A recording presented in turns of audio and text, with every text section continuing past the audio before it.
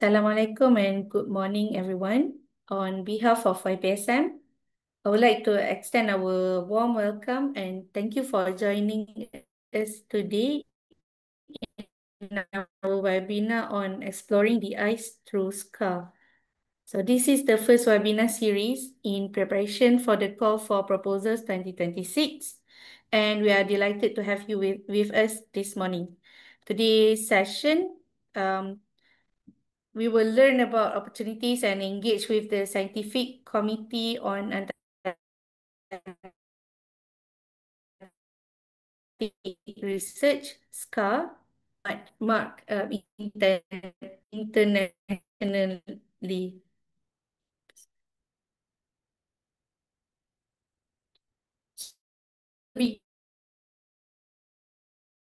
Begin our program, we will first have three, the head of Science Support and Strategic Alliance at YPSM. After that, we will proceed with our invited speakers. The first speaker, Dr. Noor Akmal Abdul Aziz, Senior Lecturer at Department of Recreation and Ecotourism, Faculty of Forestry and Environment, University Putra Malaysia, UPM. So she will share her journey as a recipient in her session entitled Expanding Horizon and in Research and Travel, an Icon and SCAR Travel Bursary. Dr. Akmal will provide invaluable insight and advice based on her first-hand experience. Following that, we will hear from Dr. Muhammad Hafiz Jofri, Senior Lecturer, Faculty of Science and Marine Environment, University Malaysia Terengganu. He's a member of SCAR Rings Group. His session titled Antarctic Ice Sheet Instability and 21st Century Sea Level Rise in Southeast Asia, means from SCAR Rings collaboration. So he will take us deeper into Antarctic science and its relevance to our region. So I welcome Dr. Tamalia Amanda Putri to begin her presentation. Hello, Assalamualaikum warahmatullahi wabarakatuh. I will share my screen. Can you everyone hear me? If you can't, you just let us know in the chat. So I might be closing my videos to lose the bandwidth. That clear?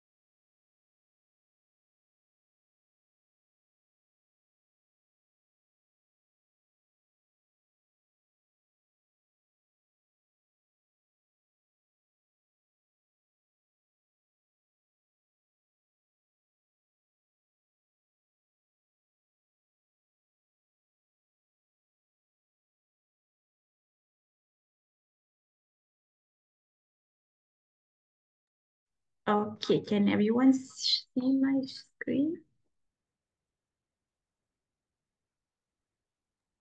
Yes, we All can right. see your So, screen. hello everyone. I am Tamalia Amanda Putri. Usually people call me Amanda. So, I'm the head of Science Support and Strategic Alliance of YPSM. So, today we'll be having a series of webinar um, in conjunction with our call for proposal 2026, which will be commenced in 1st November 2025. So we'll be having a series of webinar up to the call for proposal.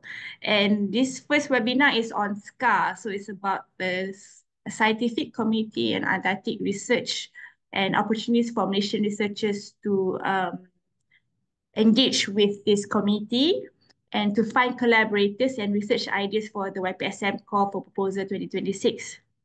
So I'll be highlighting Malaysia's commitment as a SCAR member and what is SCAR all about. So if you have done a little bit of Googling and research, you might encounter the website called SCAR, scar.org. So SCA Committee on Antarctic Research is an interdisciplinary committee of the International Science Council. So it's an international committee and it coordinates international scientific research on Antarctica and the Southern Ocean. So they cover both under the southern part of the world and it provides objective scientific advice to Antarctic Treaty System. So for your information, Malaysia is also part of the Antarctic Treaty System and SCA is also part of the Global Forum. So currently has over 30 groups addressing various aspects of Antarctic research. So some of our researchers are also involved. Later you would have some overview of our local researchers who are part of the Antarctic research.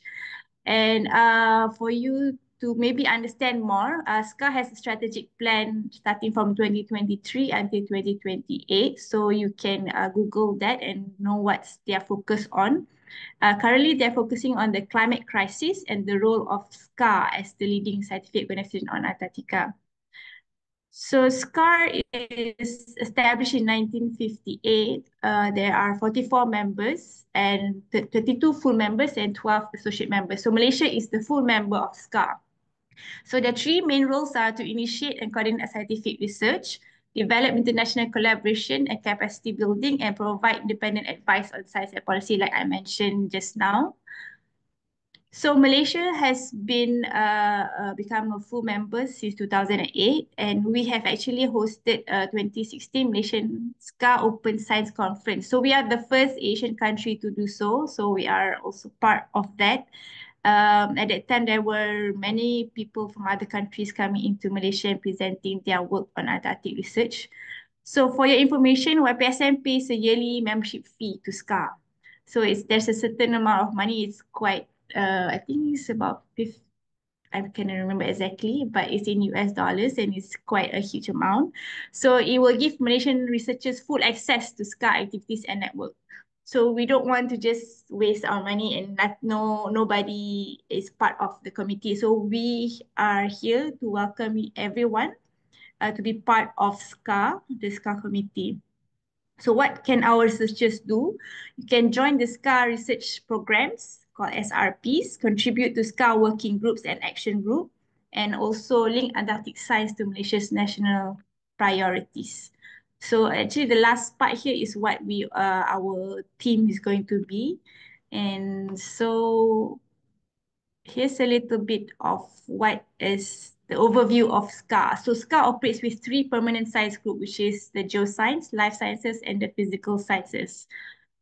And to complement them, there's this SRP called Scientific Research Program. So under this SRP, there are multidisciplinary groups, programs, which is also called, the first one is AGATA, Antarctic Geospace and Atmospheric Research.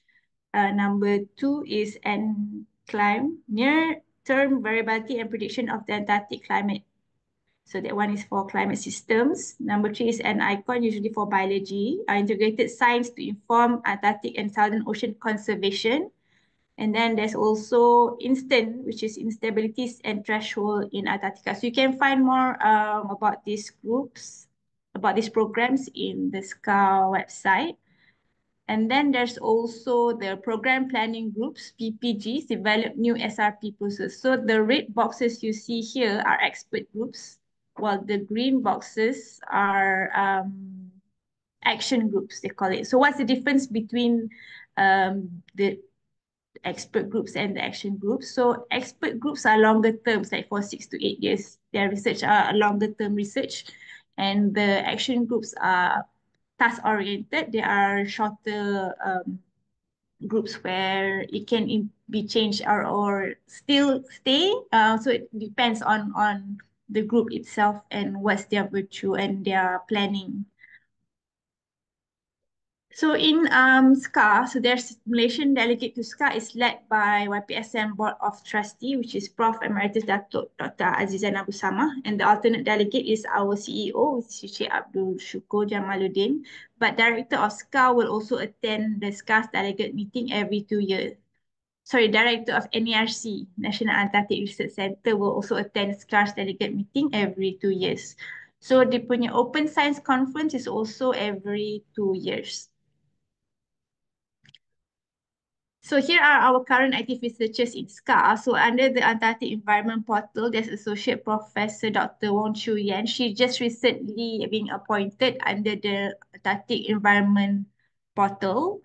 So maybe we can have her on to share some sharing a little bit about what is Antarctic Environment Portal, but couldn't join us today. So we might have another session about what is it all about. But it's about website, and you can share your research and articles through this portal. So Dr. Chu Yan is one of the editors in it. So we also have Tate. So Associate Professor Dr. Shiba Chinoli. She's from University Malaya. She's actually the chair of the Tate group. So it's a teleconnection group, and it was actually brought apa the one who initiated is Prof. Dr. Azizan Abu Sama, and then now is Dr. Shiba, who is the chair of the group. So we will also have her, or you can also watch last year's sharing by Dr. Shiba to know more about it. But we most probably will have her on board as well for the next sharing session. So the director of NERC, which is Prof. Dr. Siti Aisha, is a senior polar researcher, and she's quite active in the life sciences group. So if you have any more, if you would like to know more about the life sciences section, you can contact her. UM is also celebrating their 25th anniversary in Antarctic research.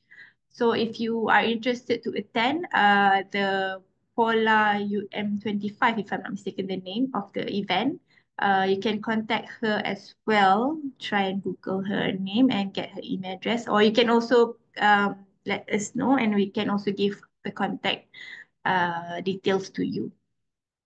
Okay.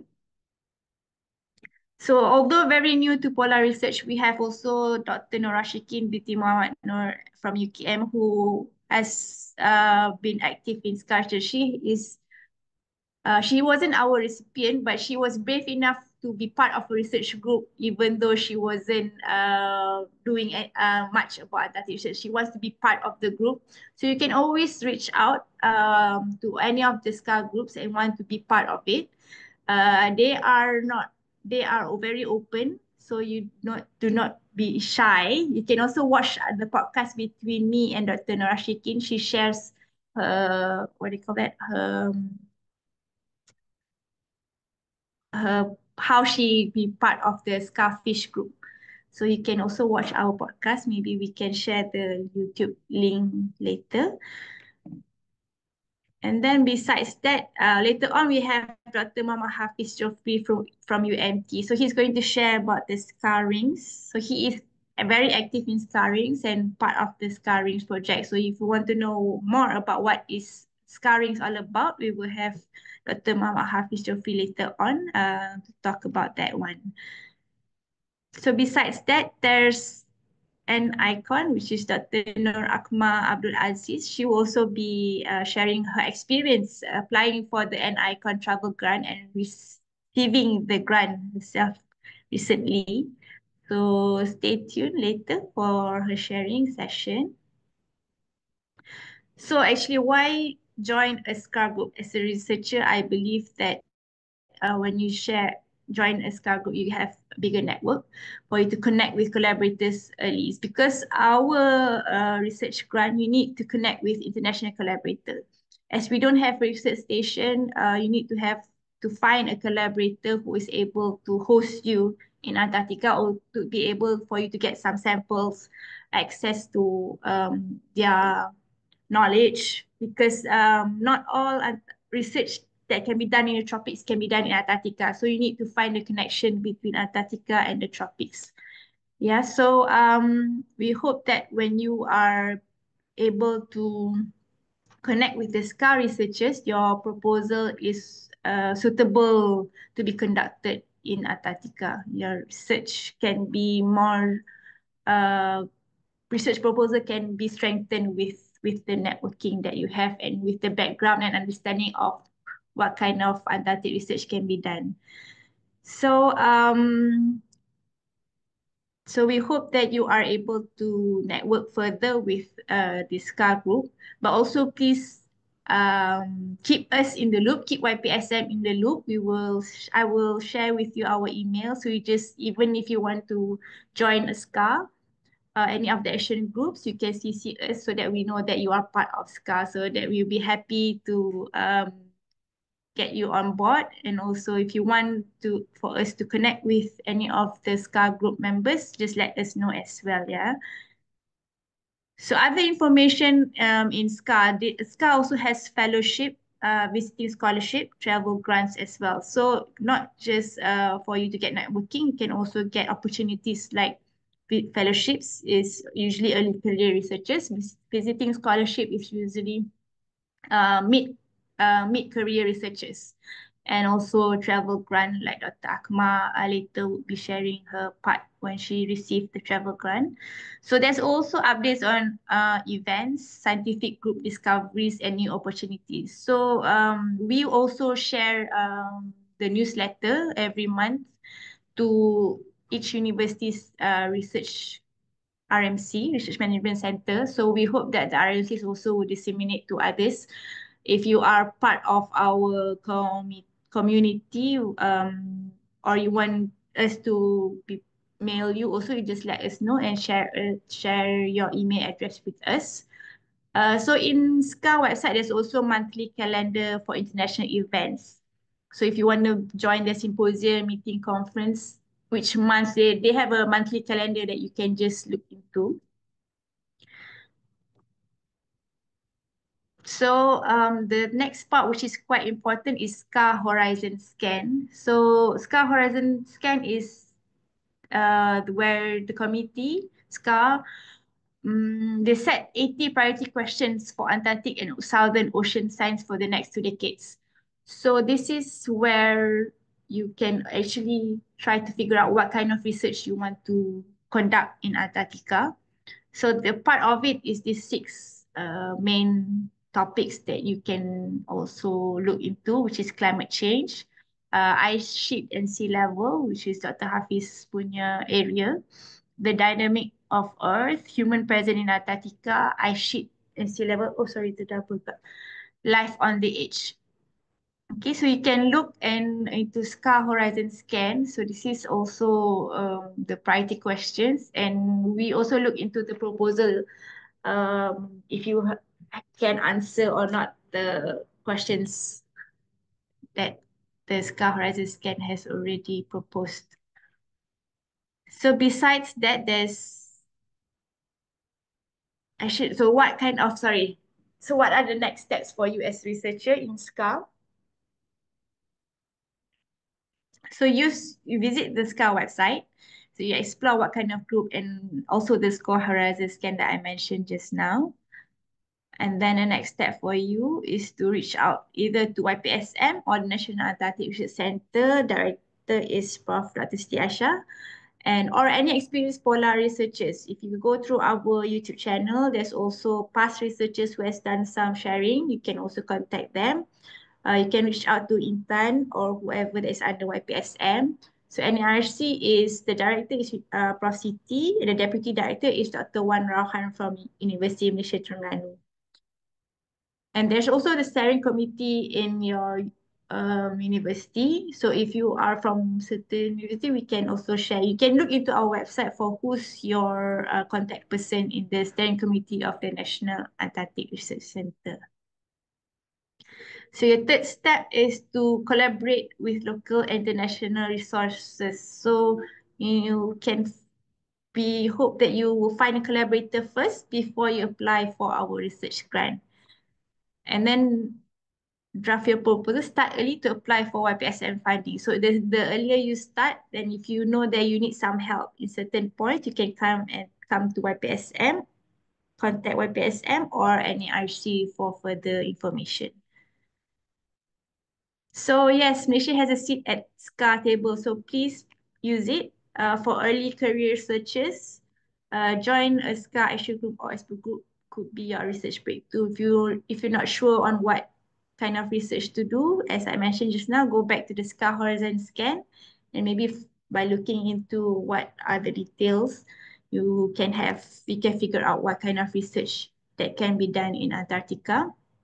And the SCAR is for you to strengthen your international network. I'm sure it's one of your KPI also to expand and explore on international network. Please use SCAR. It's what do you call that, cable for you to go into the international network. Okay, and we hope for you to develop a competitive proposal by having this network. Then I'm sure your proposal will be a good one.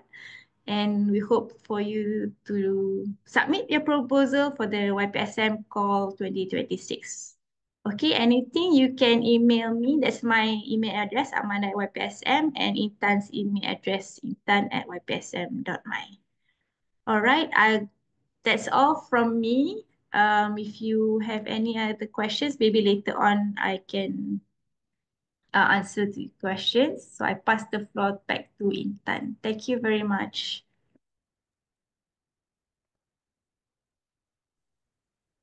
Thank you so much, Dr. Amanda, for the input. Without further ado, I invite Dr. Akmal to begin with her presentation. All right. So everyone can see the slide now and can hear me?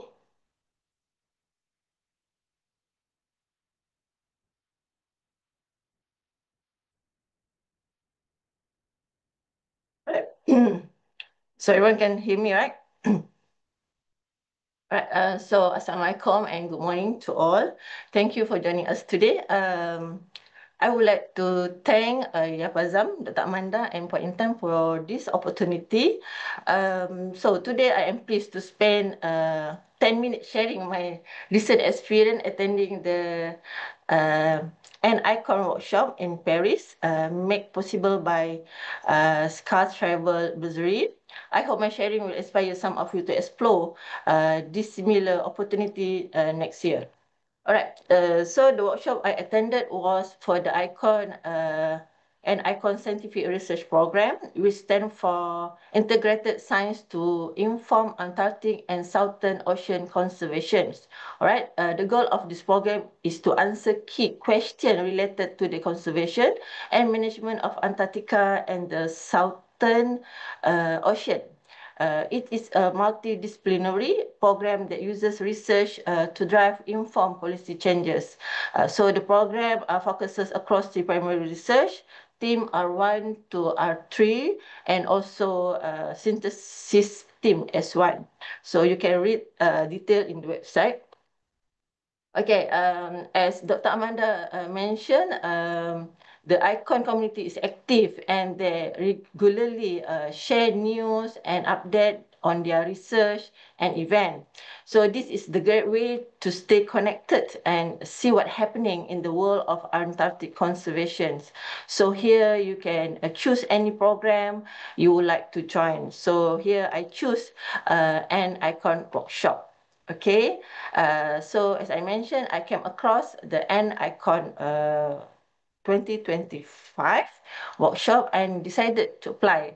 The workshop entitled Shaping the Future of Antarctic Conservation was held in Paris and was free to attend. The event brought together researchers, policymakers, and practitioners from diverse disciplines to discuss Antarctic conservation priority. Okay, so the topic for discussion included the state of knowledge in Antarctic conservation, available conservation tools, science policy practice interface, human activity and their impact in Antarctica, and also freedom of scientific research. Okay, the workshop also invited attendees to submit a 200 words abstract for lightning talks. All right. So the deadline for abstract submission during that time, okay, and travel visa application for early career researcher was March 31st, 2025. Okay, so we start here to apply for the workshop. I had to register online, just fill in what the form requires.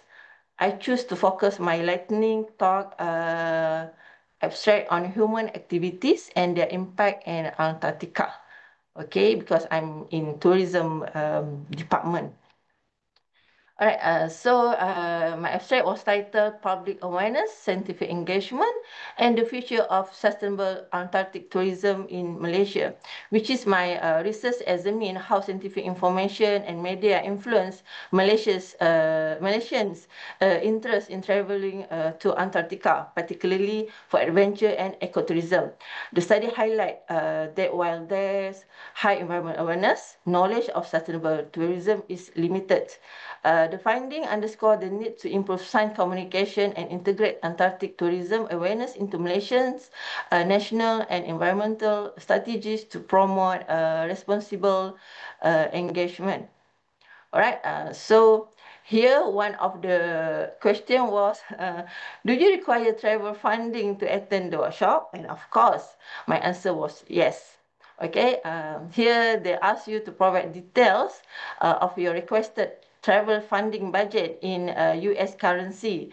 So I requested 2,200 USD to cover my expenses.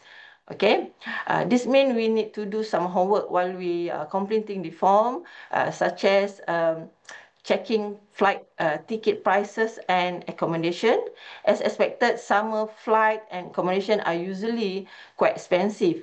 So my advice is to allocate a little extra, if you want a more comfortable journey and stay. Okay, so what I did, I browsed several apps, okay, to estimate flight tickets and accommodation costs during that period. For ground transportation, I refer to Paris transportation website for bus and train fares. And as for meals, I just follow or refer to UPM business standard rates. So here you can see that my budget details, around airfare of 840 USD, 5 night stay for 900 USD, ground transportation for train and bus 60 USD, and the meal for 6 days at 400 USD. So as I recall, actually, there was no limit of shilling budget set. So I just follow UPM rules, which is we are allowed 7 days for travel, which is 1 day before and 1 day after, something like that. All right. As I also noted that I would need a halal, seafood, or vegan diet, and I confirm again that I had no other sources or travel funding. And then, okay, I was thrilled to receive an email by May 14, okay, confirming that my abstract had been accepted and my travel funding was approved. The email explained that to reimburse for expenses. So I will need to use this car travel claim form and fund the cost myself first lah. Okay, again, the email highlighted that the presentation format was lightning talk, which is a high level overview of a topic in just 4 minutes. Right, so here, as I mentioned, together with the email, the form is already attached. I decided to submit my claim after returning from Paris, and it took about 2-3 weeks to receive the reimbursement. And this is together the draft of workshop program. The workshop was held from July 7 to 9. And then it was held at the Climate Academy in Paris, really in the center of Paris. I was scheduled to present my lightning talk on the third day of the workshop. All right. So here is some picture. The workshop was an incredible experience and great chance to network with other working on Antarctic conservation. So together with me, Prof. Daniela Liggett and Prof. Peter Conway. All right, so I'm grateful for this opportunity, and I'm happy to answer any question you may have. Thank you.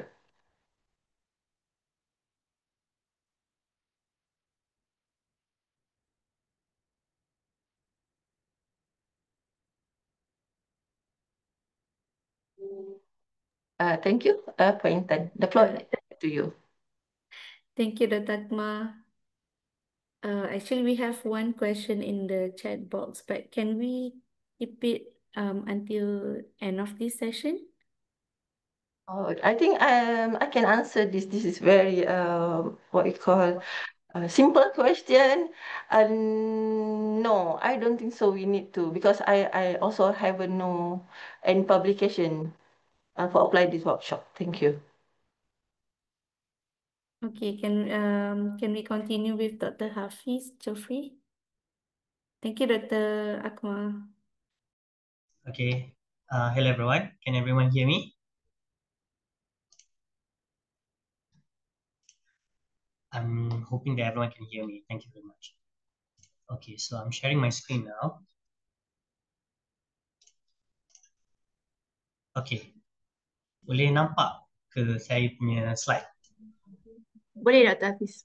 Boleh nampak sebab saya pakai dua screen ni. Nampak kan yang full screen slide ni kan, betul tak?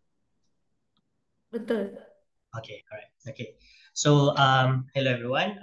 Saya Hafiz from UMT. I think untuk presentation ni saya akan guna both English and Malay. So that because some of the thing yang saya akan explain ni, it's not really too technical, tapi for someone yang mungkin tak familiar, maybe susah sikit nak faham. Jadi saya rasa lagi senang kalau saya explain dalam bahasa Melayu, so that senang jugalah nak faham ada certain thing pula. Okay, so basically as Dr. Amanda dah mention tadi, awal tadi, myself, saya dah involved dalam Antarctic research since 2015. And because saya dah involved dengan scarrings ni daripada 2023, 2020, no, 2022 ya, if I'm mistaken, saya dah involved dengan Scarrings collaborations ni lah senang cerita. Okay, and to get involved with Scarrings is actually quite easy, just buat research sajalah sebab Scarrings ni is actually a part of the action group, scientific action group, and macam mana Dr. Amanda cakap tadi, dia lebih kepada task oriented. Maknanya kata kalau katakan nak get involved with Scarrings ni, memang kena buat research yang inline dengan task yang Scarrings ni dah kena assign lah yang tu. Okay, so I'm gonna explain that a bit more later on, and I'm trying because kita cuma tak banyak tak banyak masa ni, jadi saya akan cuba try to skip benda-benda yang tak berapa it's not really tak berapa penting juga, tapi mungkin kalau kita nak tahu informasi tu lebih, boleh contact saya anytime lah, boleh kata saya anytime, ataupun boleh get in contact with Yapazam dengan Miss Intan ataupun Dr. Amanda, ataupun Cik Fardi sekali, untuk dapatkan contact saya. Jadi I'm happy anytime kita boleh set date untuk saya buat sharing lah, because last time seorang researcher from UMS, Universiti Malaysia Sabah, Dr. Irfan Chong, a recipient of fellowship, Yapazam Fellowship last year, if I'm not mistaken. He wanted to learn more about these Scarrings, and I'm happy to share a lot of information with him lah. So he's now is in contact with the chairperson of Scarrings, Professor Kenichi Matsuoka from Norway. Dia Japanese tapi dia dah duduk Norway dah lama. So he is now in contact with Prof Kenichi, and I think mereka tengah buat some sort of macam arrangement for Dr. Irfan Chong to get attached, not just with British Antarctic Survey, but I think also make a collaboration with Norwegian Polar Research. Okay, so if any of you are interested, I'm really happy to share, because the thing about Antarctic Research dekat Malaysia ni, kita ada few groups. Kita punya community kecil saja, tak besar. Tapi kita ada few groups yang memang very active, and I see Prof Go, if I'm not mistaken, from the list of the participant, Prof Go is also very active in Antarctic research, and ada juga yang lain-lain juga lah yang involved. Tapi untuk geoscience, unfortunately, kita masih lagi dalam infancy stage, masih lagi tak ramai researcher in geoscience. Geoscience ni basically including GIS, geography, remote sensing, geophysics, geology, geomatics, or maybe anyone from natural sciences macam atmospheric science. Masih lagi tak banyak yang involved dalam geoscience ni. So I'm really happy kalau ada yang interested untuk be a part of geoscience group di Malaysia ni. Jadi kita boleh sama-sama fikirkan research secara bersama, and I'm happy to share a lot of my contact or anything with you guys. Okay, so this is my info. This is my informations. I was a early career researcher award back in 2016. Sekarang ni saya berkhidmat dekat UMT, Universiti Malaysia Terengganu. I am currently the head of the program for Marine Geoscience undergraduate program. My field of research is in environmental geophysics, and that is my email address. So if any of you wanted to get in contact with me, feel free to reach me through emails. Okay, so this is the SCA. Right, this is the SCA body tu. I won't go into details about this one. Okay, I won't go into detail because Dr. Amanda dah explain very detail about what SCA is about, what they are doing and everything. Tapi mainly SCA ni senang cerita, to put in simple terms, SCA ni is the scientific backbone of Antarctic governance. Kalau kita ada macam, kalau laut dalam kita ada ISA, International Seabed Authority. Mana lagi? Adalah banyak contoh-contoh lain, IPCC dan lain-lain tu. Tapi kalau untuk Antarctic governance, SCA is actually the scientific backbone of these any activities kita conducted dekat Antarctica. So to summarize, basically SCA is the international body that unites Antarctic researchers, coordinate global science programs, and advise policymakers to ensure science guide the protections and governance of Antarctica. And dekat sini kalau kita tengok, ini slide yang sama dengan Dr. Amanda tadi juga. Tak sangka pula tiba-tiba slide sama juga. Tapi basically, if any of you wanted to get more about this information, you can Google this. You can copy paste this link over here and boleh Google straight. And the thing about this website over here is actually it's quite interactive lah. Okay, mana kata nanti bila you Google and paste benda ni dekat dalam Google link tu, you will be redirected into this page, and this page basically macam sekarang ni sebab slide PPT, so you cannot click on it. Tapi bila you buka Google link ni, basically if you wanted to know more about any of the group over here, you can just simply click the icon dekat dalam website tu, and it will directly link you to the specific page. Okay, dia akan directly link kat situ. So very interactive, very senang kat situ. For me myself, okay, so basically untuk SCA ni, basically kalau kita tengok ni, penggerak utama adalah science group ni. Okay, kalau tengok kita kat bawah ni ada 4 komponen. Ada Vice President of Administration, Science, Finance, Capacity Building. You can see how large is the scientific group. Cover almost more than half of this page over here. And memang itulah tujuan SCA. SCA memang one of the main thing yang mereka buat is actually mereka memang betul-betul enhance the Antarctic research, the research in Antarctica itself. So the main boleh katakan macam science group ni is, and basically kalau katakan macam mereka nak provide advice to policymaker, to IPCC akan datang, kita ada AR7, dan macam-macam lagi. Obviously we need to have data, we need to have facts yang boleh support kita punya claim tu. So that's why a lot of this information is actually provided by all these science group. And saya sendiri dah involved dengan SCA over here. I am one of the member, and so far kita ada seorang saja Malaysia kat sini. Tapi if any of you are interested, basically I will directly link you with Prof. Kenichi. Okay, and you can submit, you can do a research together with him, can submit a CV and everything to him, and will apa ni, dia akan ada proses screening jugalah, dia akan ada proses screening kat situ semua. Then kalau you fulfill all the criteria, you can get involved with Starrings ni lah. You can be a part of the members lah.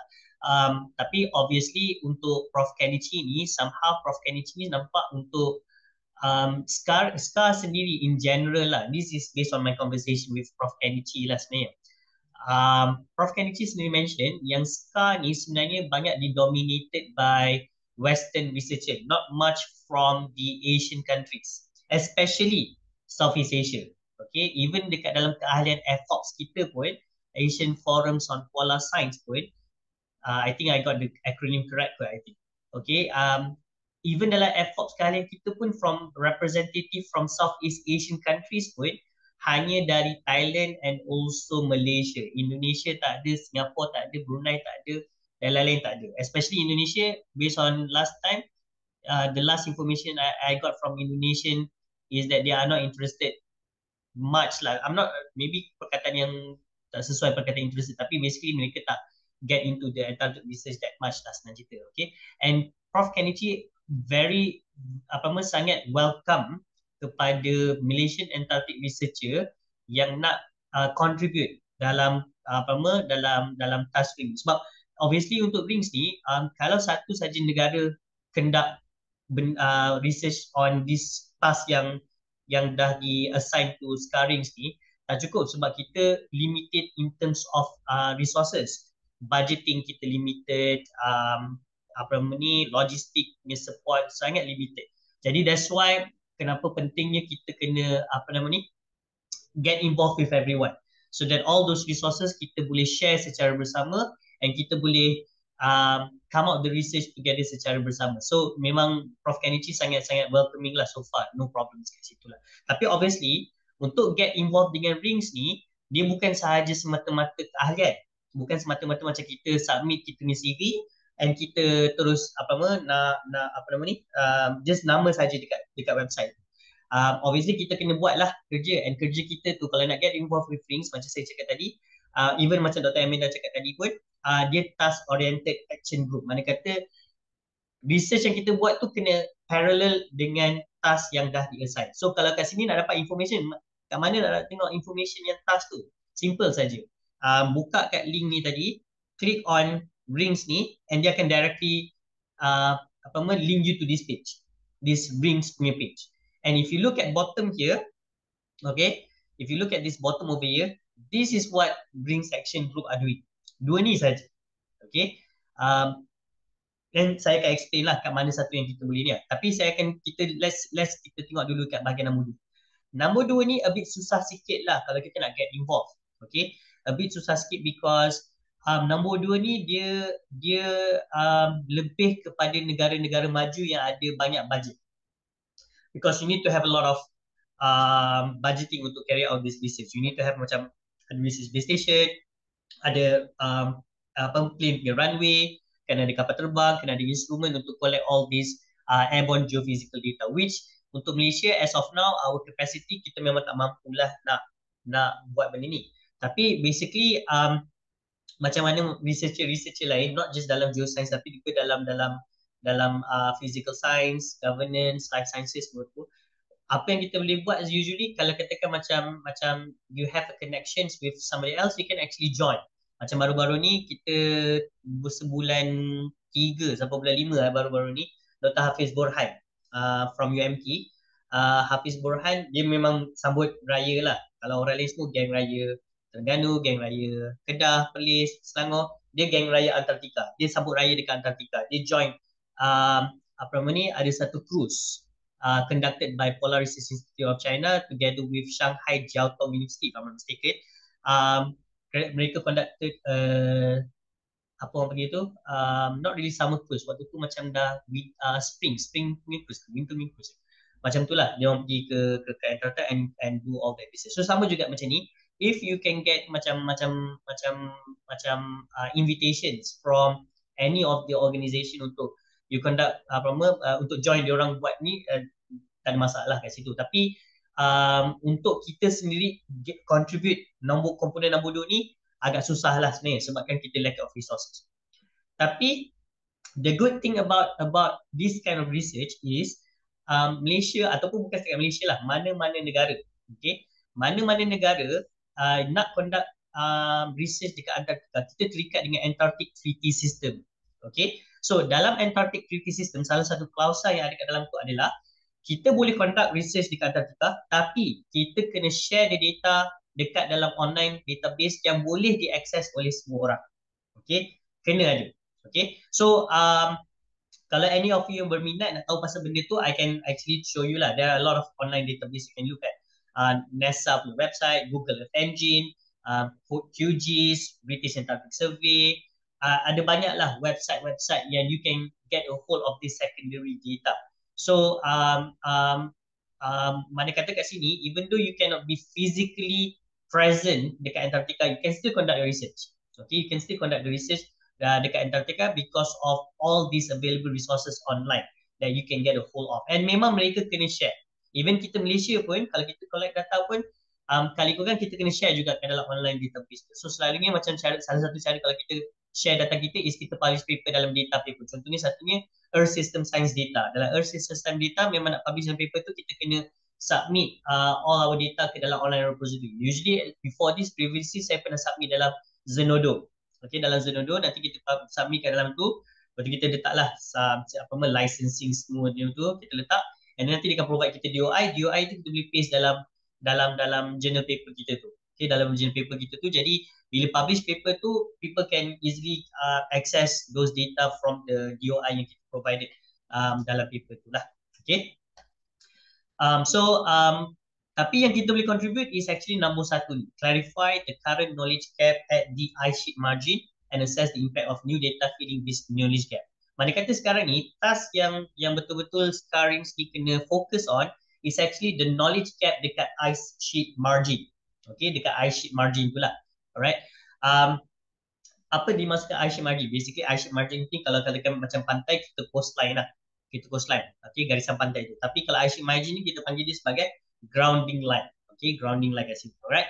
So nak tak nak, saya terpaksa juga cerita sedikit berkaitan dengan research ni, sebab kalau nak get involved with rings, memang kena buat research. Okay, kena buat research yang berkaitan dengan ni lah, dengan knowledge gap at the ice margin. Alright. And don't worry, macam saya cakap tadi, data tu available online, so kita boleh access those data online, and kita boleh ni lah, kita boleh buat research lah bersama lah, and kita boleh contribute to rings ni, sebab rings perlukan all those scientific evidence, informations untuk kita untuk mereka dapat ni dah dapat report balik ke SKA punya high committee semua tu lah. Okay, ataupun nak advice ke policy makers dan lain-lain tu lah sebenarnya cerita. Okay, tapi yang penting kat sini basically yang apa SKA ni buat adalah untuk address knowledge gap at the ice sheet margin. Sebab kenapa penting ice sheet margin ni? Sebab daripada ice sheet margin itulah, okay, kita boleh calculate ice sheet mass balance. Apa tu ice sheet mass balance? Mass balance ni balance lah. Mass tu mass, berat, jisim. Balance lah. Jadi kalau dia tak balance, mana kata ice ni akan masuk ke dalam laut, cair, dia akan contribute ke sea level rise. Dan macam tadi Dr. Amanda dah cakap, salah satu goals yang sekarang fokus is actually on the ice sheet and also sea level rise. And actually sea level rise ni memang something yang sangat significant untuk Malaysia lah juga, because of kita ni adalah coastal maritime countries. Okay, kita maritime country. So kita mana-mana negeri yang ada dekat Malaysia semuanya dikelilingi air. Ada ke negeri yang tak dikelilingi air? I think semua. Negeri Sembilan pun sama juga. Dia ada border dengan air laut juga. Okay. Alright. So semua negeri kat Malaysia ni semuanya memang kita ada border dengan air laut. So walaupun sea level rise ni long term impact, dia tak akan nampak dalam masa yang dekat. Tapi if it happens, dia akan ambil masa yang lama untuk dia naik. Tapi bila dah naik tu, dia akan ambil masa lama yang nak turun. So sebelum dia naik tu, kita jangan bagi dia naik dulu. Itu maksud dia kat sini. Okay. Sebab kalau dia dah naik, nak turun tu lambat. Dia akan ambil masa berpuluh-puluh tahun untuk dia kembali balik ke normal level. That's why kenapa penting untuk kita address those gaps, because as of now, kita ada rough estimation of how much ice contribute to sea level rise. Tapi kita masih lagi tak dapat accurate punya data, because of kita masih lagi tak banyak data dekat kawasan ice sheet margin. Kita masih lagi tak dapat banyak data dekat kawasan tu. Um, uh, uh, and that is why kenapa scarring ni ditubuhkan. Kalau tengok macam tadi nombor 2 tadi tu, basically mereka memang sekarang ni nak collect data tu mahal. Jadi that's why diorang kena kerjasama dengan banyak-banyak negara untuk bagi boleh share those resources. And sekarang ni mereka memang fokus dekat kawasan ice sheet margin tu. Sebab once kita dapat data dekat kawasan ice sheet margin tu, barulah kita boleh address the knowledge gap dekat ice sheet margin. Sebab once kita dapat those information, kita boleh study ice sheet dynamics dekat ice sheet margin tu, and kita boleh estimate how much ice melted and go into the ocean. Daripada information tu lah kita boleh masuk ke dalam ocean model, atmospheric ocean general circulation model, AOGCM, untuk kita project how much sea level is going to rise in the future. Baru kita boleh buat accurate. Tapi as of now, kita masih lagi limited in terms of data of ice ni dekat kawasan ice sheet margin. Saya rasa sekarang ni dah 10.52. Okay, so ni lah basic kita boleh buat lah research tu. Saya sebenarnya ada few things saya nak cakap kat sini, tapi because kita dah lacking of time, so I'm going to skip all this technical part. Okay, ini yang saya cakap tadi, sea level rise, coastal erosion sangat berkaitan. Okay, dia berlaku coastal erosion, tapi with sea level rise, bila lebih banyak air naik, lebih banyak kawasan inland yang akan affected by sea level, especially low-lying area inundation, and that can cause a much more severe erosion into the future. Okay, tapi saya akan skip semua ni lah, saya terpaksa skip semua ni. Okay, yang ini yang maybe saya boleh cerita sedikit pasal ni kot. Ice sheet margin, apa yang saya masukkan adalah this area over here lah, grounding line ni lah. Okay, so grounding line, kalau kita tengok kat sini, basically kita ada ice sheet, ice shelf and iceberg. Dia ada beza-beza. Okay, dia tak sama. Ice sheet adalah ice yang masih lagi grounded on the back. Ice shelf adalah ice yang attached to the ice sheet tapi dah mula floating. So a part of its mass is still being supported by ice. And then kita ada iceberg, which basically a freely floating ice. So dalam case ni, iceberg ni sebenarnya dia dah cause sea level to rise. Because dia punya mass tu dah displaced masuk dalam air laut. Seolah macam kalau you ada ice water, you fill it halfway and then you pour ice into that. The water level will the water level inside the cup will increase lah. Okay. Yang masih lagi tertanya-tanya adalah this grounded ice sheet. How much is this actually goes into the ocean and how much will that contribute to sea level rise? Okay. And then grounding line is actually macam saya cakap tadi, coastline. Coastline is actually the boundary between land and also ocean. Okay, coastline, garisan pantai. Similar goes to grounding line, which is actually the boundary between ice sheet and also ice shelf. And dekat sini lah yang kita nak study tu. Sini yang kita ada banyak knowledge gap, and sini yang kita masih lagi tak banyak data. Tapi kat kawasan ni lah yang crucial untuk kita tahu berapa banyak ice melt into the ocean and how much sea level going to rise. Saya boleh sertakan sedikit lah contoh lah. Okay, ice shelf ni, walaupun ice shelf ni dah freely floating, not freely floating, dia floating tapi masih lagi some of its mass masih lagi supported by ice sheet. Tapi dia provide macam penahan. Contoh kalau kita lalu LPT ataupun plus highway, kita ada slope kat kiri kanan, kita nampak ada engineering structure yang menahan those slope. Okay, so dia tahan supaya tak berlaku runtuhan lah, senang cerita. So sort of ice shelf ni dia macam provide a mechanical backbone, back force support kepada ice sheet. Okay, jadi tak banyak ice masuk ke laut. Tapi kalau berlaku proses calving tu, okay, pecahan jadi iceberg, dah tak ada dah support dekat area sini. So more ice akan goes into the ocean. Sekarang ni kita nak faham apa proses-proses yang menyebabkan ice shelf to break off. Macam mana ice shelf tu boleh break off jadi ice sheet. Itu antara question yang sekarang dah ditask untuk buat lah cerita kat situ.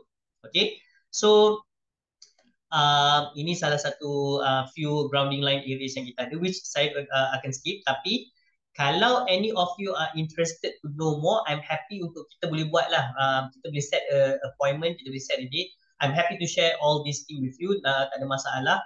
And just let me know lah kalau benda tu is something yang you guys are interested to look at.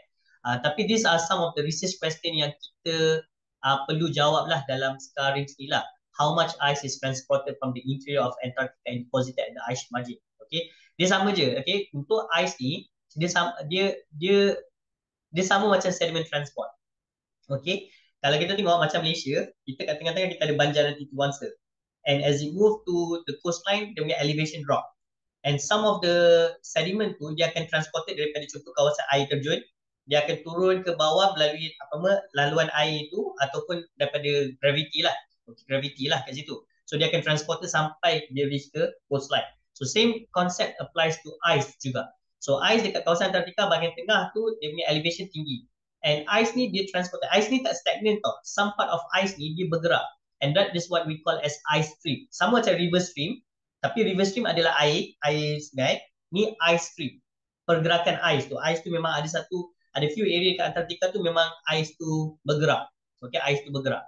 So ais tu bergerak, ada few factors yang menyebabkan ais tu bergerak. Satu, dia akan tengok ice and bed tu, apa yang ada kat tengah-tengah tu. Macam contoh, saya boleh bagi contoh, kalau antara ais dengan bed ni ada macam pasir. Kan kalau kita bawa kereta atas pasir, kita senang tergelincir. Betul tak? So sama juga, kalau ada pasir kat situ, ais tu akan bergerak. Dengan ada gravity, dia boleh bergerak lagi laju kat situ. So itu proses-proses kita tahu. Sebab once ais ni, kalau dia duduk kat tengah-tengah Antartika saja, tak ada masalah. Okay? Tapi once dia transported ke ice sheet margin, kat situ yang kita nak kena calculate berapa tahap kestabilan dia and adakah dia akan become unstable and eventually break off and masuk ke dalam laut. Bila dia masuk laut, dia akan menyebabkan sea level rise. Itulah dia. Okay. And these are all some of the questions kita kena answer. How thick is the ice sheet? What process control the dynamic? How much of the ice sheet is discharged? And finally, how much global and regional sea level risen because of this ice discharge? So these are some of the questions yang kita perlu answer lah.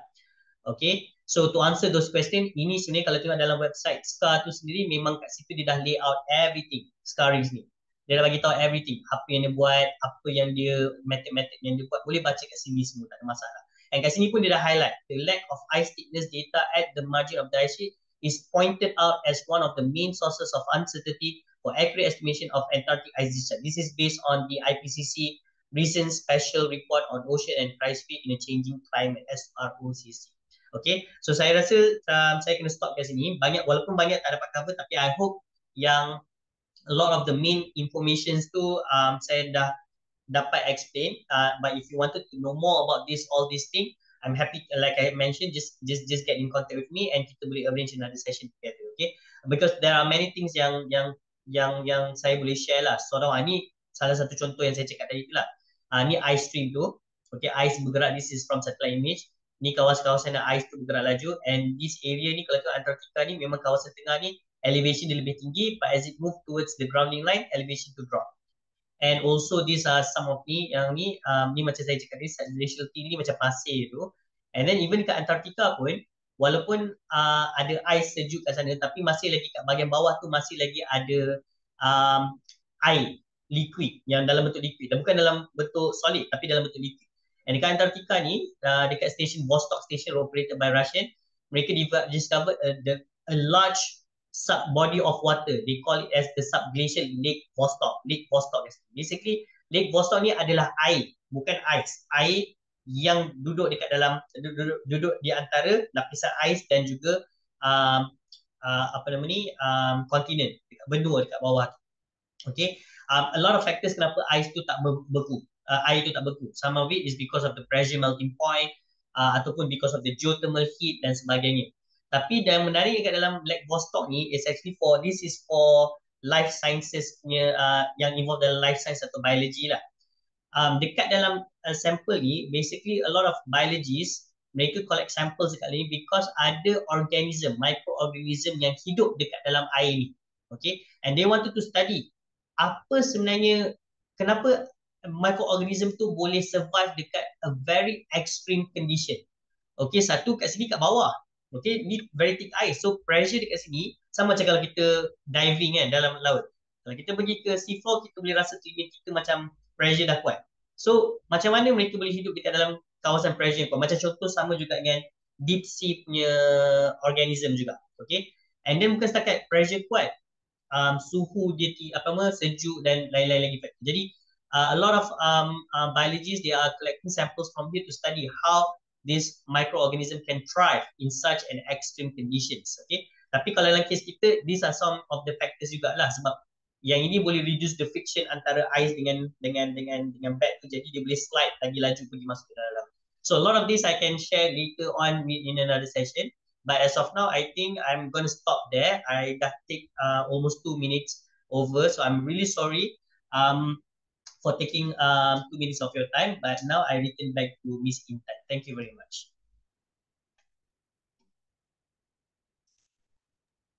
Thank you, Dr. Hafiz. Any question from any question for any of the speakers today?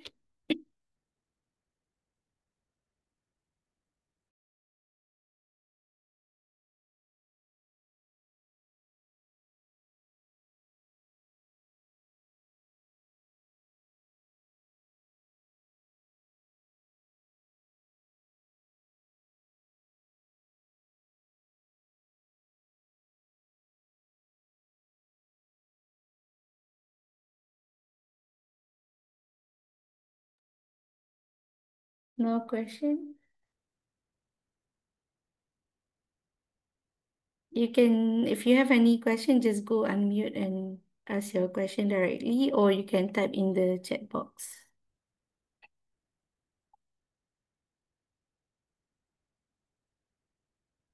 Okay, if there's no more question, we will end our session today here. On behalf of YPSM, we would like to extend our sincere gratitude to Dr. Amanda, Dr. Noor Akmal, and Dr. Muhammad Hafiz Jofri for their valuable sharing. And also thanks to everyone that participated in our session today. We will upload the recording of today's session on YPSM YouTube channel. Thank you. Thank you so much. Thank you, everyone. Thank you, everyone. Bye-bye. Oh, there is a question in the chat box from Dr. Azham Yahya. What would be our current priority research team in the Arctic and Antarctic that could be linked to Malaysia's need?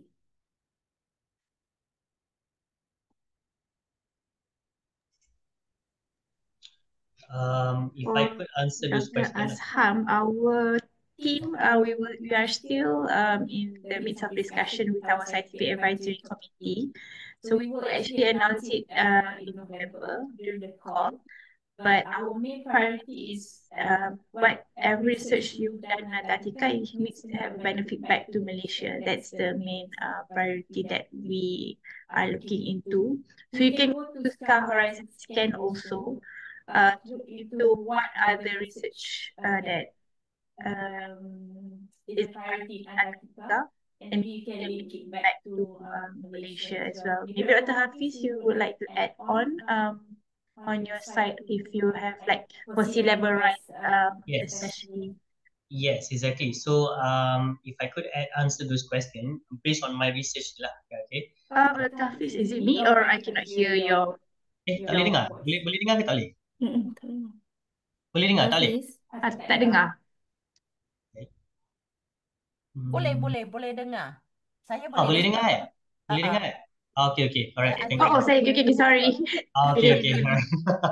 So kita tak tukar setting pun, tadi boleh dengar, dia boleh dengar. Okay. Alright. So basically, if I could answer based on my research, obviously, one of my research is actually looking at the ice sheet stability. Meaning to say that kita nak tengok how much ice melted into the oceans. Okay. Tapi untuk scarring, mereka stop sampai situ. Okay, untuk scarring. Because that is the priority yang dah di-set oleh SCAR untuk action group mereka. Tapi for me as a Malaysian researcher, obviously bila kita buat research tu, kita contribute back to our country lah. So one of the thing yang saya look at is actually how much is macam mana those volume of ice yang melted into the ocean, how much that contribute to sea level rise. Okay, and recently kita ada buat satu ASEAN Sea Level Rise Workshop dekat Terengganu, dekat Raya Hotel baru-baru ni, where one of the thing yang kita discuss is on sea level, and kita nak bawa isu tu kepada ASEAN countries lah. Okay, and rest nak bawa isu tu untuk untuk dibentangkan dekat ASEAN countries lah senang cerita. Because kalau kita tengok basically antara region-region yang ada kat dunia ni, Southeast Asia is actually antara negara yang kalau based on IPCC report, um, apa nama tu, sangat terdedah lah kepada ancaman sea level rise lah. Okay, bukan setakat daripada ice sheet saja, tapi ada banyak faktor-faktor lain. Contoh thermal expansion ataupun yang berlaku kat Indonesia, land subsidence because of the groundwater retrieval dan lain-lain kat situ semua. And betul, exactly, betul.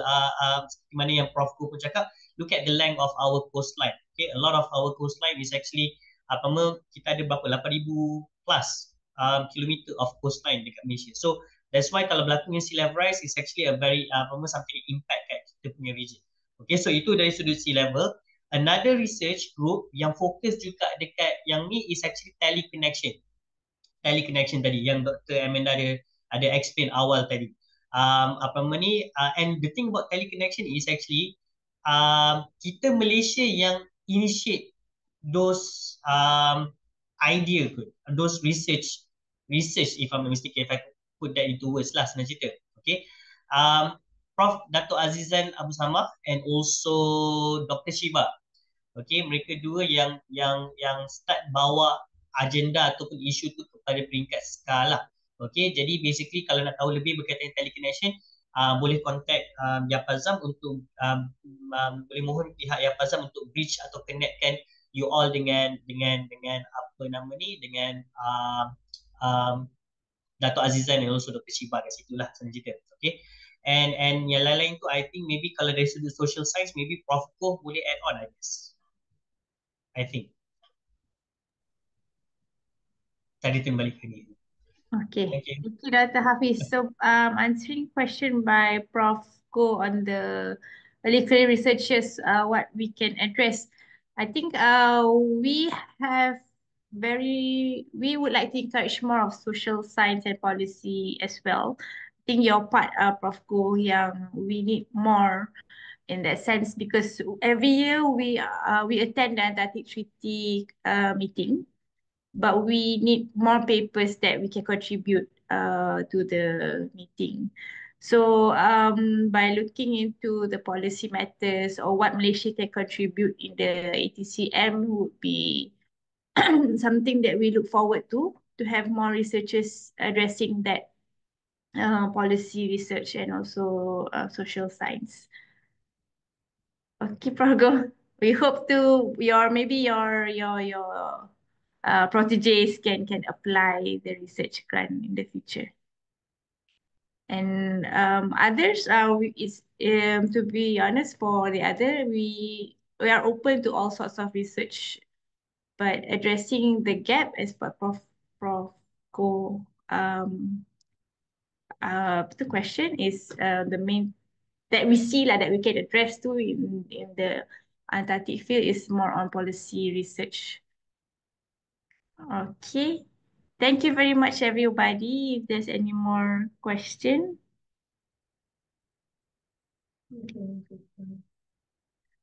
Yep.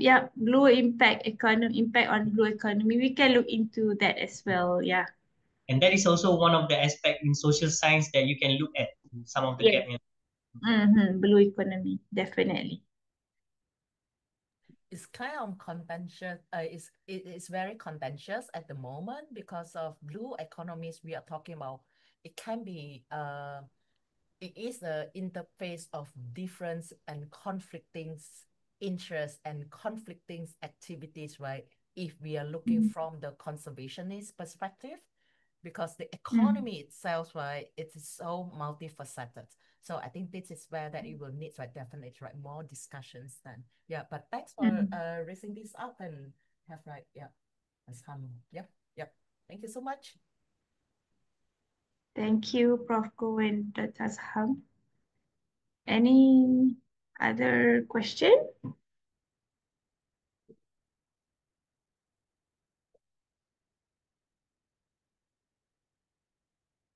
All good? Okay, if you have any more other questions, just feel free to email us. Let us know if you would like to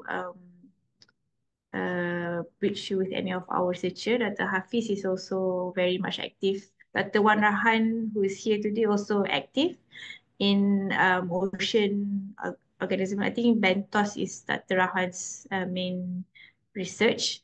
And Dr. Japaring today is also here. He's also very active in Atlantic research biology. So you can also try and ask them. Hello. Thanks, Amanda. Kena sebut Okay, thank you very much.